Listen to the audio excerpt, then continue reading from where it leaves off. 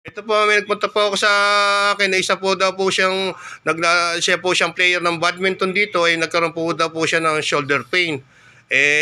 Siya na po magpapaliwanag kung ano talaga naging issue at tapos ko na po siya i-therapy. Sige na, Brad, ikaw na magpaliwanag kung ano nangyari sa pagkatapos ng pagte-therapy ko sa inyo. Kung ikaw ay naging satisfied o nawala na lahat ng mga pain mo, ikaw na magpaliwanag. Ako si Francis, badminton player. So, ang pain ko talaga dito sa shoulder pain lang ang ano ko. Tapos ang check po ni sir, so hindi lang po na shoulder pain, maraming back pain, tsaka neck pain. So, salamat po sa kanya. So, kung di dahil sa kanya, hindi po malalaman yung iba ko pang karamdaman. So, ngayon okay naman po ako. So, makapaglaro na ako sa badminton ko ulit dahil pinagaling niya po ako. Sige nga, pakita mo nga yung shoulder mo dati, paikot-ikot mo nga. O yan, sige, yung kabila. Ano mo, o yan. O yan. Ngayon, okay na siya.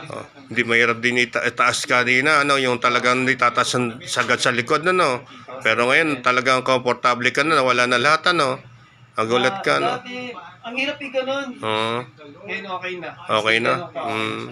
Ngayon, yung sa lower back mo nga, tagilid ka nga pa katulad ng ginagawa mo. Nakaharap ka rito, yung ginagawa mo sa kamay mo, yung gaganon ka.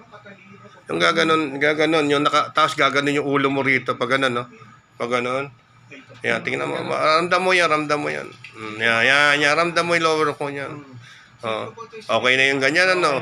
Pero kapag yumuyuko ka nga. Naabot mo na yung floor mo, naabot na po niya yung floor niya. Kaya lang po, sabi po niya, may konti na lang daw po siya naramdaman sa likod. Kasi po, kaya po may konti po siya naramdaman, namamaga pa po yung muscle. Di ba? Okay ka na? Okay na ako, sir.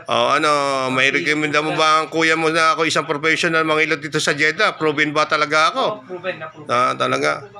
Kahit pa paano, marami ka nalaman sa akin ng mga teknik, dahil kayo nung pala, nagmamasahe ka rin. Sana isang balang araw, maging katulad ka rin kita. Yes, Di ba? Akala mo, kailangan himas-himas lang, Hindi mo kailangan himas-himasin ng isang client, Maalis mo ang pain mo pag naalam mo yung mga baradong ugat, Tama ako, mali? Tama. Di ba? Kasi ang ating organ ay may connection sa ating ugat at sa ating muscle.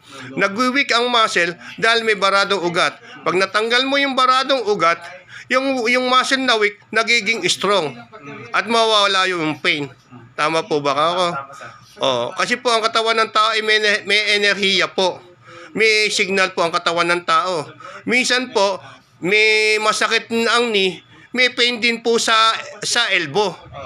Minsan may pain sa ankle, may pain din po dun sa wrist.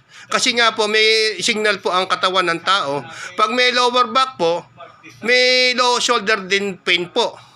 Kasi po may signal yung katawan ng tao, may enerhiya po. Tama po ba ako? Para at least alam po ng iba. Hindi po kailangan na masakit lang po yung aking balikat. Yung pala meron din pa palang lower back. Kasi po may signal, may connection po dahil sa ugat. Di ba? Satisfied ka ba sa pagte-therapy sa'yo ng kuya? Ako ba talagang may recommend mo sa taga-Jeddah na ako isang professional mangilot dito? Siyempre, sir. Salamat din at kahit pa paano marami ka na natutunan sa akin, Sana isang balang araw maging isang katulad ka din ng kuya, Sir. Basta palagi ka lang bubulong sa Panginoon. Isasama palagi Panginoon sa puso mo. Lahat ng goal mo marating mo. Tandaan mo yan, Sir, thank you, sir. Sabi mo, ang hirap magkairo. Ibulong mo sa Panginoon yan. Gagabay, tutulungan ka niya at malalaman mo yan. Okay po ba? Ngayon sa susunod, pagpunta mo rito, magdala ka ng model. Kung hindi, meron ka kaibigan na may issue, dali mo dito. At gagamutin ko, ikaw ang magiging doktor. At para malaman mo ang kung paano ang magiging isang therapist na katulad ng kuya mo, Sige po, God bless po. Maraming salamat po.